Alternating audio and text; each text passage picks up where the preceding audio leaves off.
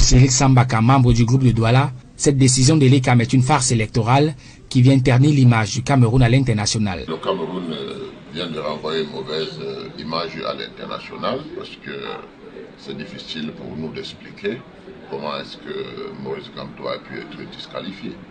Si c'était ce que nous avons vu à la télévision, eh bien, je pense que l'ECAM aurait mieux fait, n'est-ce pas, d'envoyer aussi le RDPC au Conseil constitutionnel. Selon Maître Timban Bomo, ce 2 poids 2 mesures est la preuve manifeste que la commission électorale a travaillé avec légèreté. Et l'ECAM n'a pas voulu statuer sur la candidature du concurrent au candidat président Paul Biya, qui est M. Teller Onana.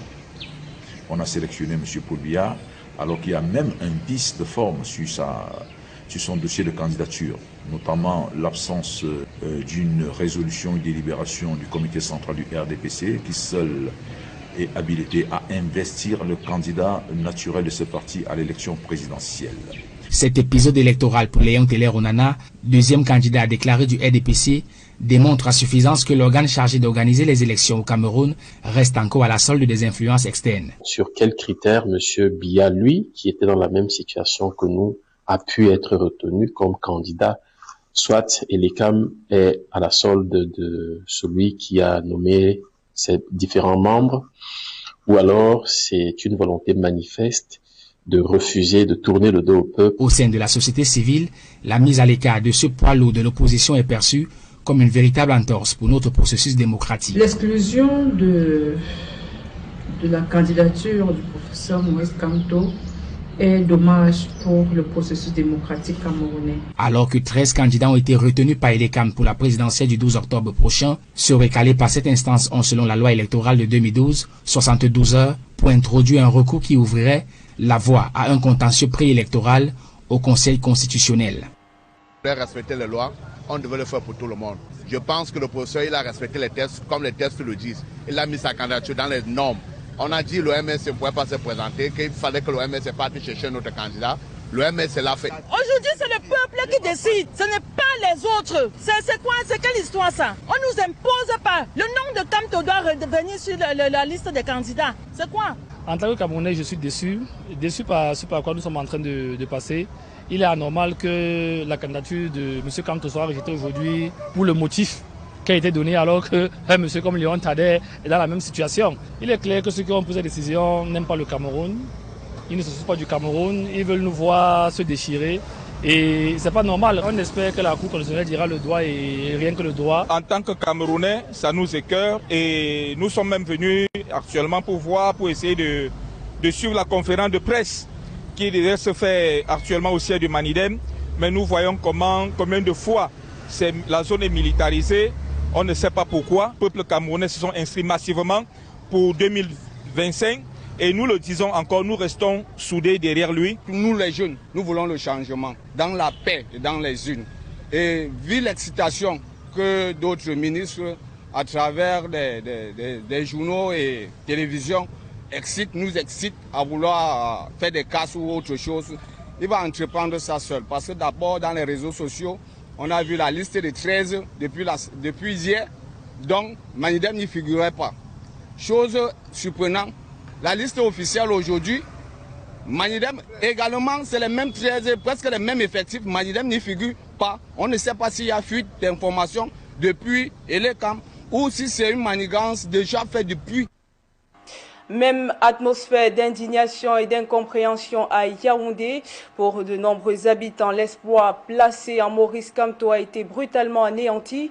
Par ailleurs, le dispositif sécuritaire renforcé autour de la capitale au moment de la publication des résultats a accentué la colère et les soupçons de manipulation. Le reportage est signé Aïk Cyril et Emmanuel Job. La ville de Yaoundé, fortement militarisée, les populations apeurées restent chez elles. Résultat des courses, les rues sont désertes.